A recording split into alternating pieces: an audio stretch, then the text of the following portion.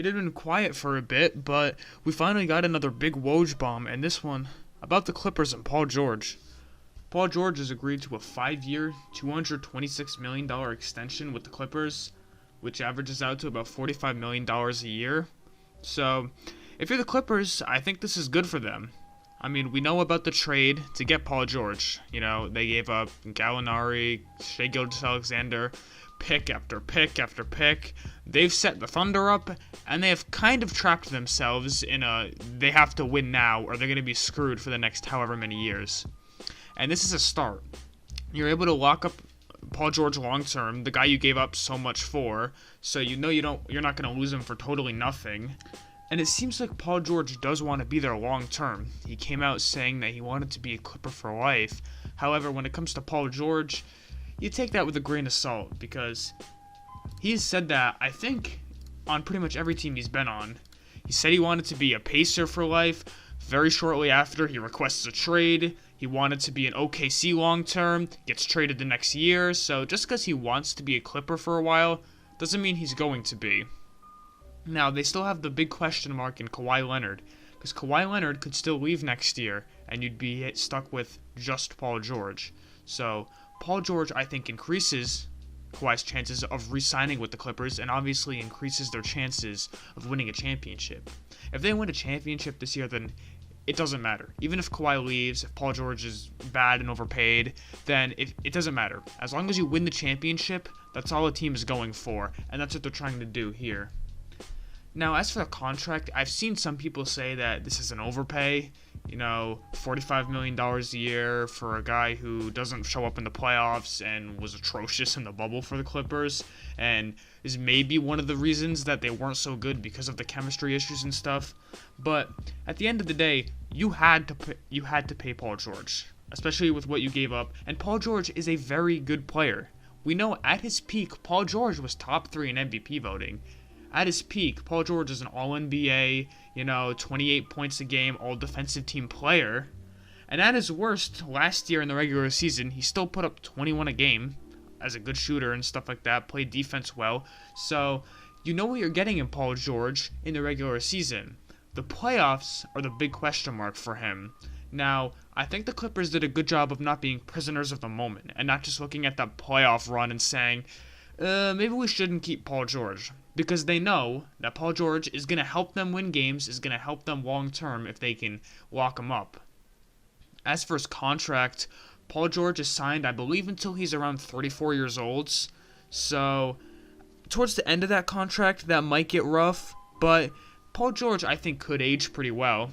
I mean, yes, he's had problems with injuries, but, those all seem to be injuries not related. He had the leg injury. That hasn't come back to bite him. He had the shoulder injuries, which is, kind of minor. And Paul George is he's still going to be a good shooter. He's still going to be able to play defense. Yeah, he might lose his athleticism and his lateral quickness, but he can still be very productive at his old age. You don't find a guy that can finish in top 3 in MVP voting like that. You don't let that talent just walk, especially when they traded all of these assets for him. As for the Clippers as a whole, they're just going to run it back next year, and it'll probably be very good, and I think they're going to do a lot better in the playoffs. They fired their coach, Doc Rivers, brought in Ty Lue, they lost Montrezl Harrell, but brought in Serge Ibaka, who's going to be a better fit for them. You get another year of chemistry together. This team should be a lot better than they were last year. Now, Paul George has made it very clear that he thinks the reason the Clippers, failed against the Nuggets was because of Doc Rivers, and while that is partially true, it is not the only reason. Doc Rivers is not the reason why Kawhi Leonard, Paul George, guys like that completely lost it against the Nuggets and in Game 7, couldn't shoot. Paul George put up 10 points on pretty bad efficiency in Game 7, and you can't put up that type of game and blame the coach for that. That doesn't make much sense. But regardless of what I think, all that really matters to the Clippers is what their stars think, because they have all of their future invested in them. So if Paul George, Kawhi Leonard didn't like Doc Rivers, the Doc Rivers is out, and they're going to bring in a more player, friendly coach in Ty Lue, who may not have the X's and O's, but might be able to bring this group together more than Doc Rivers. Going forward to the future of the Clippers, if they don't bring back Kawhi, then having Paul George locked up in all this money will be kind of bad for them because you're going to have a guy going into his 34-year-old season making $40+ million on a team that probably won't be amazing. There's a chance they could still be good, but when you lose Kawhi Leonard, you're not going to be top of the West. So having all that money invested in Paul George could come back to bite them if they don't bring back Kawhi Leonard. Now, maybe they'll eventually look to trade Paul George. That could happen. You know, we've seen plenty of teams go into rebuild mode, so Paul George, you know, could probably still get you a decent amount at the end of that contract. Now, if Kawhi Leonard does re-sign, then the Clippers have plenty more years to worry about getting this championship. So if they don't get it this year or the next year, but they're able to bring back Kawhi, then they still have opportunities to get that ring, but they're going to run out of time shortly, especially with, you know, Paul George getting older, making more money, teams around them getting better and older. The Clippers need to strike quick. The Clippers could make some moves, I think. You know, this offseason is over, but during the season, I could definitely see them making a trade because they have a guy like Lou Will, who I don't know how long Lou Will is going to be there because of his playoff performance, because of everything surrounding Lou Will, and, you know, the whole bubble situation. I think there's a chance they could look to move Lou Will. But as for what they could get in return, you know, I kind of think of a crazy scenario for a guy like, I don't know, Buddy Hield.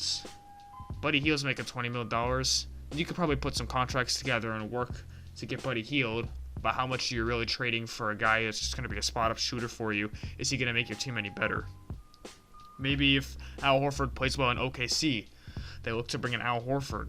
I know that seems crazy with his contract and, you know, another guy that's kind of washed, but I do believe that Al Horford is still very good on a contending team, just not with Philly. So if they look to get Al Horford, you know, he's very similar to Serge Ibaka and could play that role alongside Ibaka.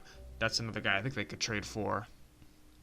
I like to bring up guys like Evan Fournier and Harrison Barnes in pretty much every trade thing I do, but they just seem to fit every team for the amount of money they make.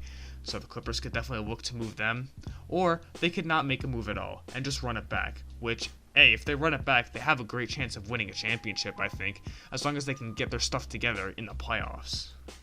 But we don't know any of this. This is just all speculation. What we do know is Paul George, 5 years, $226 million, is apparently committed to the Clippers for years to come, so they've locked up one of their stars. Now they just got to worry about the other.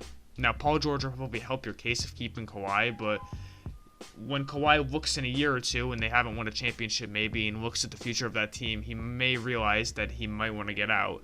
So the Clippers could end up trapping themselves in a couple big contracts.